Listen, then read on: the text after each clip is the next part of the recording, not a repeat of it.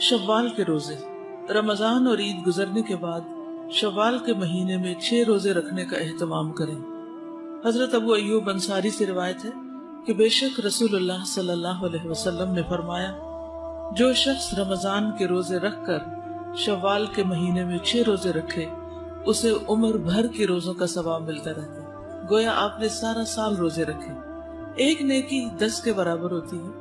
और इस तरह अगर हम देखें 30 रोजों में से अगर हर रोजे को 10 से मल्टीप्लाई करें तो कितने बन जाएंगे? 300। और 6 रोजे जो आखिरी हैं 60 हो जाएंगे।